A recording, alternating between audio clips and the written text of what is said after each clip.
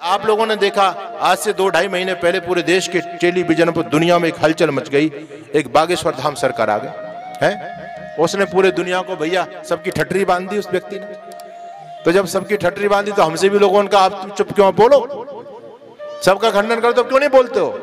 हमने कहा हम मौन इसलिए हैं, हम इन चीजों का वो नहीं प्रमोट नहीं कर रहे इन चीजों को, लेकिन हमारा मौन होना दूसरा कारण को जापित करता है।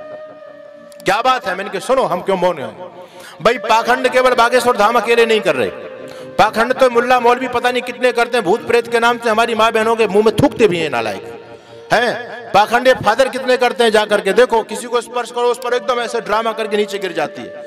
कितना ज्यादा पाखंड करते हैं, हमारे भाइयों को ठग रहे हैं ये। एक हमारे बागेश्वर धाम ने पाखंड कर दिया तो इन मिशनरियों के पेट में दर्द क्यों मचा, पहली बात।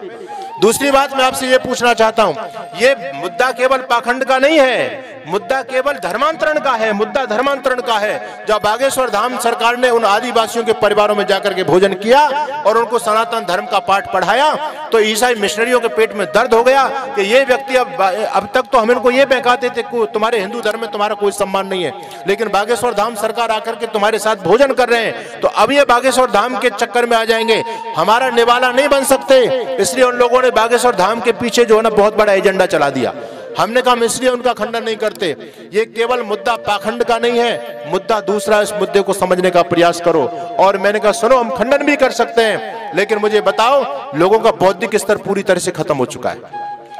आज मानता हूं कि बागेश्वर धाम के पीछे 1 करोड़ लोगों की फौज खड़ी है, लेकिन यदि आज बागेश्वर धाम पाखंड को खत्म कर दें तो ये फौज बागेश्वर धाम को छोड़ करके किसी दूसरे के चक्कर में पड़ जाएगी। ये कोई आर्य समाजी बनने वाली तो है नहीं, इनमें बुद्धि नहीं है, सोच ही नहीं सकते।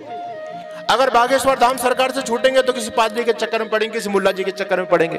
अरे इससे बागेश्वर धाम अच्छा है या नहीं, इनसे 100 गुना अच्छा है भाई। अपना आदमी है तो कम से कम उसको क्यों ले जा रहे हो। ये तो हिंदू समाज की स्थिति है। एक बहुत बड़े धर्माचार्य हुए समाज में, जिनकी जगह जगह देश विदेश में शक्तिपीठ बनी पड़ी है, नाम में उनका नहीं लेता, पहले आर्य समाजी थे, कट्टर आर्य समाज है। आज बड़े बड़े उनके आश्रम हैं। जब उन्होंने आर्य समाज को छोड़ा और आर्य समाज को छोड़ करके अपना पाखंड खड़ा किया, उनके एक मित्र थे आर्य समाज के विद्वान, उन्होंने उनको पत्र लिखा, कहते हैं कि आपने इस पाखंड आर्य समाज के पावन रास्ते को छोड़ करके पाखंड करना क्यों शुरू किया, इससे आप क्या प्राप्त कर लोगे। तो जो धर्माचार्य थे, जो बहुत बड़े धर्माचार्य हैं, लोग भगवान मान के उनको पूछते हैं, जानते हो वो क्या लिखते हैं। उनकी बात मुझे बहुत अच्छी लगी। वो कहते हैं कि आचार्य जी रास्ता तो आर्य समाज का ही बहुत अच्छा है, लेकिन आप सबके भले की बात करते हो, ये लोग सुधरने वाले नहीं है। ये तो भेड़ है, भेड़, इनको तो बाल अपने कटवानी है। भेड़ के बाल तो कटने के लिए होते हैं, अगर मैं नहीं काटूंगा तो कोई दूसरा काट लेगा। ये कोई वैदिक रास्ते पर आने वाले नहीं, इनका बौद्धिक स्तर ही नहीं, ये तो उसी में राधे राधे में राजी है। लोग आगे सुनना ही नहीं चाहते, कुछ समझना ही नहीं चाहते। आश्चर्य की बात है। तो बागेश्वर धाम ने कम से कम इतनी भेड़ों को संभाल के तो रखा है, ये कोई कम मामूली बात नहीं है। नहीं तो ये सारी भेड़ उधर विधर्मी बन जाएंगी। इसलिए हम कभी भी उनका वो नहीं करते, हम तो केवल उनसे कभी मिलेंगे, अर्जी लगाएंगे तो यही निवेदन करेंगे, भाई आप काम बहुत अच्छा कर रहे हो। आप इनको ये बताओ कि भाई यदि तुम्हारे जीवन में कोई दुख है, संकट है, भूत प्रेत का बाश है, तुमको परेशान कर रहा है, तो सुबह उठ करके 11 बार गायत्री का जाप कर लिया करो, तुम्हारी प्रेत बाधा दूर भाग जाएगी। बोलो कितना बड़ा काम हो सकता है। हमारे कहने से लोग गायत्री का जाप नहीं कर सकता, लेकिन बागेश्वर धाम कह देंगे तो लोग गायत्री का जाप कर सकते हैं। हम बागेश्वर धाम सरकार से निवेदन करेंगे कि आप बहुत अच्छा काम कर रहे हैं, लेकिन लोगों को बस इतना कहना शुरू कर दो, भाई तुम्हारे घर में कोई बाधा चल रही है, ऊपर नींव करके कोई चक्कर चल रहा, शनि राहु केतु तुमको कोई परेशान कर रहा है और तुम इनसे बचना चाहते हो, तो सुबह उठ करके अग्नि जला करके 11 आहुति, जिसमें गुग्गर लोबान और घृत सामग्री गाय का घी हो, 11 बार आहुतियां दे लो, तुम्हारा कल्याण हो जाएगा। बोलो लोगों का 1 करोड़ लोग यज्ञ शुरू कर देंगे, नहीं कर देंगे। अरे ये काम करने के हैं, हम अपने भाइयों की केवल टांग खींचते रहे, इससे बात बनने वाली नहीं है।